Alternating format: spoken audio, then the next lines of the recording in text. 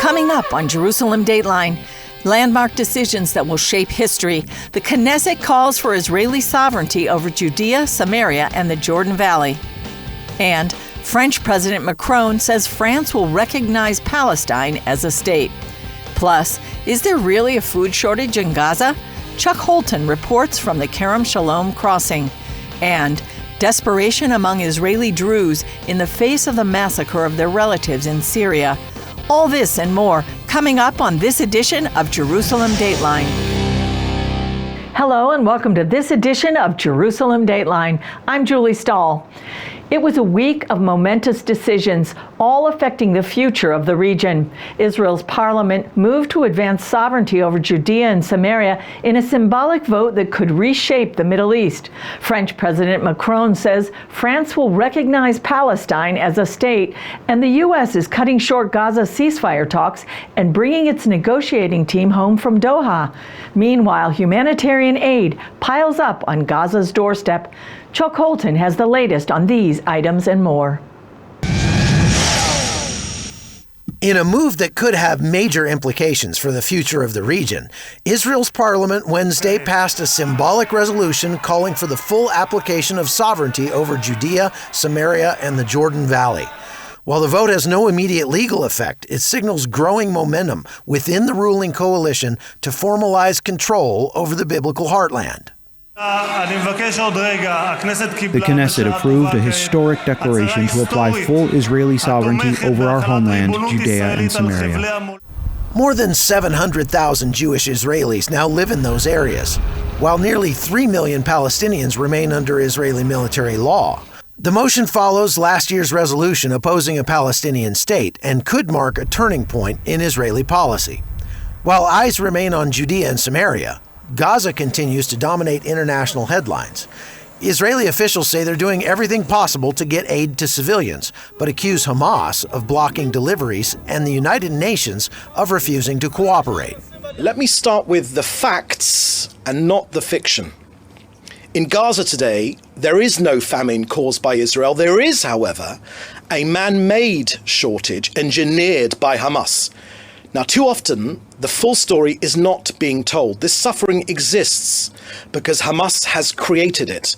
He noted aid is delivered through two channels: the Gaza Humanitarian Foundation, which has delivered tens of millions of meals to civilians, and UN-coordinated shipments of raw materials are delivered to Gaza bakeries and communal kitchens. President Isaac Herzog visited Gaza Wednesday to inspect military progress and the humanitarian situation. We are acting here according to international law, providing humanitarian aid according to international law, and those trying to sabotage the humanitarian efforts are Hamas and its people who are spinning this to prevent our forces from dismantling infrastructures that could harm us and our citizens. Despite over 950 aid trucks cleared and ready for distribution inside Gaza, the United Nations continues to refuse to work with the IDF. Israeli officials say the UN is more invested in bashing Israel than feeding hungry Gazans. Meanwhile, the IDF has concluded an internal investigation into last week's strike on Gaza's only Catholic church. They say the building was hit by a misfired artillery shell caused by a technical malfunction, not a targeted attack. But that hasn't stopped recent accusations that Israel is persecuting Christians. There is no crisis. Where there is a crisis is that the pro-Hamas movement are trying to engineer a crisis. This is purely an engineered crisis. We take our relationship with the Christian community extremely seriously. Israel is the only country where the number of Christians are increasing. It's the only country in hundreds of miles in any direction where Christians are free to practice their faith freely without restrictions. Outside Gaza, regional tensions remain high. An Iranian Navy helicopter confronted the USS Fitzgerald after it neared Iranian waters in the Gulf of Oman. The aircraft reportedly issued a warning before the destroyer threatened to shoot it down. The first confrontation since the 12-day war ended mid-June. The United States is cutting short Gaza ceasefire talks and bringing its negotiating team home from Qatar after what it calls a disappointing response from Hamas. While the mediators have made a great effort, Hamas does not appear to be coordinated or acting in good faith. We will now consider alternative options to bring the hostages home and try to create a more stable environment for the people of Gaza.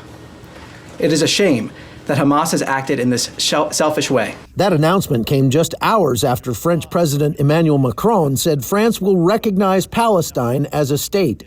Israel slammed the move, calling it dangerous and diplomatically irresponsible.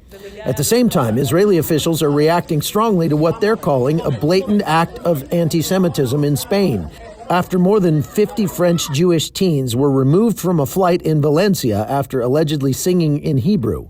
And to push back against growing international criticism over humanitarian conditions in Gaza, Israel's military gave journalists a tour of the Gaza side of the Kerem Shalom crossing, where officials showed aid totaling a week's worth of food for everyone in Gaza, all awaiting distribution by the UN. The state of Israel doesn't limit the trucks of aid coming to Gaza Strip. The main issue or the main problem is the collection and distributing issue. The colonel said Hamas is using hunger as a weapon in the court of public opinion, intentionally starving its people. They sending people to interfere, and they are doing that in order to build a picture of a crisis, of a chaos, of a problem in the humanitarian aid.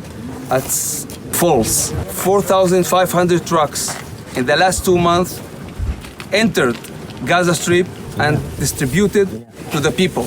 We're looking at literally millions of meals that are sitting out here in this parking lot just inside the border fence of Gaza that could be feeding the people inside Gaza, but the United Nations doesn't want to distribute it because that would mean having to work together with the IDF to get the job done. And it makes you wonder if that means the United Nations would rather bash Israel than feed the hungry. From Jerusalem, I'm Chuck Holton for CBN News. The world watched in horror over the last 10 days as Syrian Druze communities were massacred. In an effort to quench the carnage, Israel launched airstrikes on military targets in Syria. We asked Israelis what they thought about Israel helping the Druze. Do you think Israel should be helping the Druze community now? Of course, the Druze have proved themselves that they are a people that help us, that they are faithful to us, and that they protect us, and we need to protect them in return, of course. For sure, because the Druze have been like our brothers all the time. If you check this last war, there is a lot of Jews who died, who fell on the fighting to protect Israel. The Druze, of course, they're our brothers. They have cast their lot with the people of Israel, and we need to help them in every way possible. I'm not saying that Israel needs to enter with tanks to Syria, no, but to help them in other ways, it's possible to help them. They serve in the IDF, and they also help us explaining to the world what is the truth, what is truly happening here, because of their loyalty to Israel and because this is what is morally right to do. Because what they have experienced there, it's like their October 7th. Because they're our citizens. We protect whoever is here, like the hostages, like the soldiers. For this, we're here. If you want to live with us peacefully, obviously it's possible. And the proof is our relationship with the Druze. But apparently the Arabs, they choosing a wrong way, and they should learn from the Druze to be friends of us and not be against us. Coming up, Chuck Holton reports on Israeli Druze doing what they can to help their endangered relatives in Syria. Israel delivered humanitarian aid to Syria's Druze community after more than 1,000 were killed in sectarian violence.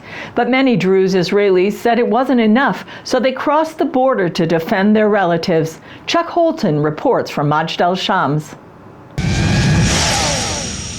In As-Sueda, Syria, Islamist militias stormed Druze neighborhoods, backed by regime forces, killing more than 2,000 people. They butchered entire families and raided hospitals. Survivors say the carnage rivals October 7th. And it's not only the Druze. One of the most horrific reports, Pastor Khaled Mezer of the Good Shepherd Evangelical Church in Sueda was murdered along with 19 family members. Their last photo was taken just days before the massacre. They killed a 3-month-old baby in cold blood. They killed about 100 doctors, nurses, patients, just slaughtered them in the hospital, and that's the government who did that. Israel responded, striking regime forces, then quietly coordinated a medical aid mission to Sweda, airlifting equipment and supplies to a devastated hospital. For Druze Israelis watching from across the Golan Heights, however, it wasn't enough. So this is Majd al-Shams, which is an Israeli Druze village that's right on the Syrian border. This is the border fence right here, and Syria is just the other side over there. You can see that there is a heavy presence of IDF here now, and that's because the Druze people, more than 1,000 of them, crossed through that fence the other day and went into Syria to help their brethren who are being killed on the other side. Hundreds illegally crossed through the border fence, on foot, others in cars. Many hoped to fight. Most were simply desperate to help. When I saw the videos about the killing of my community, I felt so angry as all of the Druze of Israel. We wanted to do something. We saw the gates are opened and we didn't ask. We want to join the fighting. If the fight want to stop, we will join. We'll do what we can do. We can't stay silent. It was just about a year ago right here on this soccer field. And it was a night very much like this one. A lot of young kids out here playing when a Hezbollah rocket came in and landed on this field and killed 12 young people.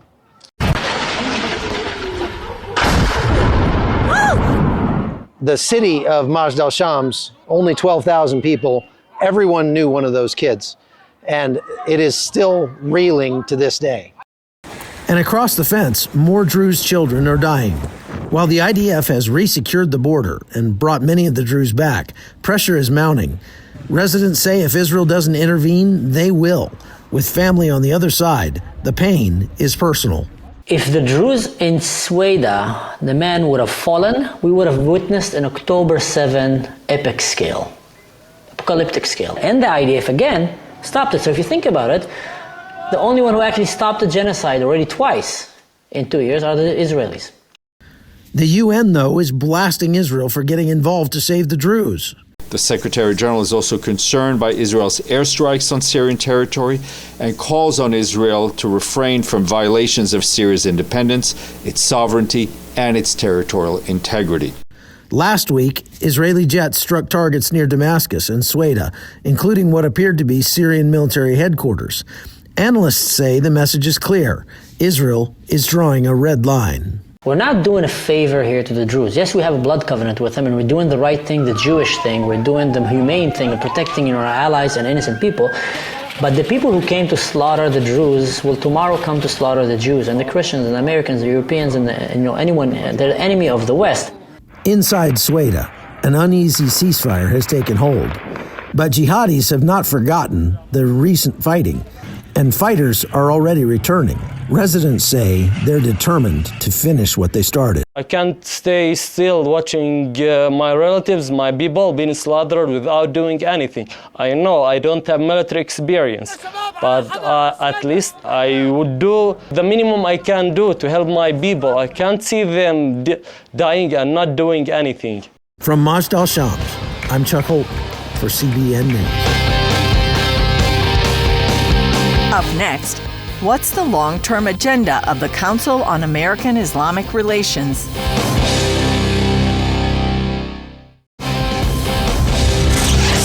Israel's Ministry of Diaspora Affairs recently published a report about CARE, the Council on American-Islamic Relations. Diaspora Affairs Minister Amichai Chikli came to our studio and explained how CARE is linked to Hamas and the Muslim Brotherhood and why their agenda needs to be understood. Here's an excerpt from our conversation.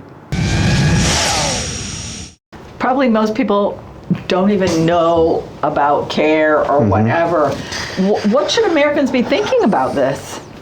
I think it's very important for Americans to understand that there is a plan of the Muslim Brotherhood. They have a vision in 100 years to make America a Muslim state. If you want to see where it's also already successful, take a look at what's happening in Belgium. Take a look at what happens in Britain. Right. The situation in Britain is is a disaster. They're already in control of London, with the mayor who is an Islamist. They're in control in many cities all across the UK. And you can see now with the legislation of lowering the vote age to 16, an initiative coming from Keir Starmer and the Labour Party. They are so dependent on the Muslim votes. They lower the age because you know that they have many children, and in terms of the demographic mechanism, this is a very wise decision for the left in Britain. So you have an alliance between the left and the Muslims. We call it the Red and Green Alliance. Left and Muslim. Wow. And you can see the same pattern in the Democratic Party in the US, which is already connected heavily to CARE. By the way, CARE is registered under the 501c3, meaning that they are not allowed to do lobbying and political activity, but they are pushing forward candidates of the Democratic Party who supports their cause. So they have the vision, 100-year Muslim America. There are other organizations. You have the student organization, AMP. You have a political organization operating from Michigan called Engage. You have the activity in the mosques. And there's, I think, an important attempt of Senator Ted Cruz to ban the activity of the Muslim Brotherhood. And that can also be very impactful, not just for the US, but also for the branches of the Muslim Brotherhood in Israel. We have here also a powerful Muslim Brotherhood, and because of, let's say, the stronghold of the left in the Supreme Court, it's very hard to ban the activity of the Muslim Brotherhood in Israel. By the way, the UAE designated CARE as a terror organization in 2014. So just to let you know. So what can they do in the United States? How can they stop this goal of CARE and the Muslim Brotherhood? First is to tear up the mask from their faces and calling CARE what it is. Hamas propaganda Islamist organization. Nothing to do with human rights, nothing nice or soft about it. The awareness. People need to be aware of the danger that is coming, not from Muslims, but from Islamists and political Islam. These are two separate things. Not all Muslims are necessarily related to political Islam. CARE is heavily related to political Islam, to Hamas, to the Muslim Brotherhood. And this is very, very important to bear in mind the difference between the two, and to be not just aware, but also to act like what Senator Cruz is doing. I think that's a very important legislation that can also have a very positive impact on the local branches here, because they are using the same mechanism of visas, etc. Still ahead, CBN partners help create a safe place for those scarred by war to rebuild their lives.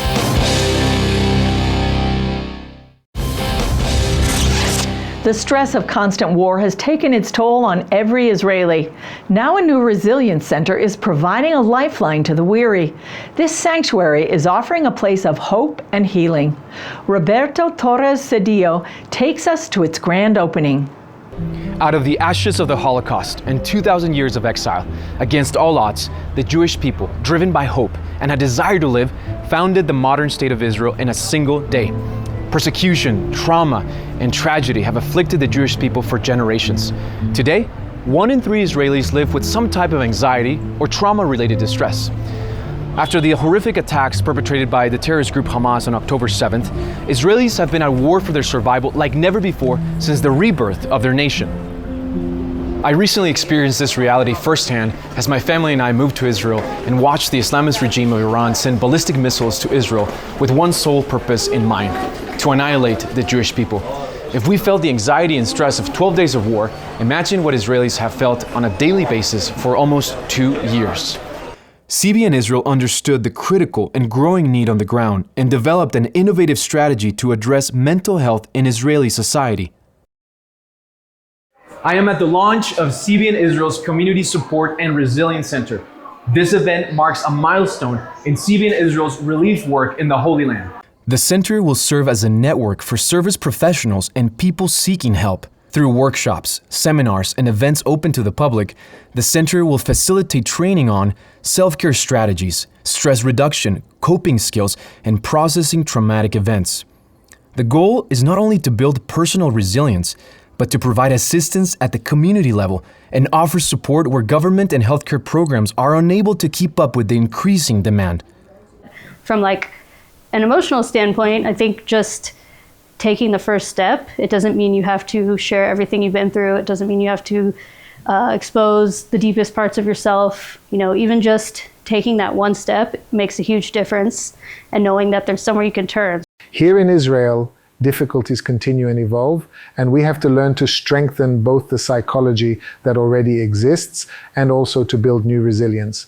My goal is to do it on several levels. First of all, with the people we're treating, because sometimes we don't give the patients enough tools, and it's very difficult for them to deal with all the problems, with all the pressure and the sadness. There is a lot of pain in the nation, so people need to be strong in order to process it, but also to help others. So that's one layer. Then there is the layer of caregivers, and that includes also faith leaders and pastors.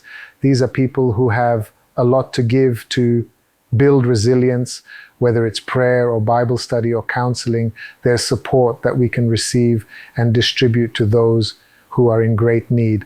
And that layer is very important to work on so that they understand that they are a part of building resilience in our nation. The people of Israel are no strangers to adversity, and they have experienced firsthand that suffering produces endurance, endurance produces character, and character produces hope. This is why CBN Israel's Community Support and Resilience Center exists, to provide tangible help and hope. This hope echoes the promise spoken by the prophet long ago.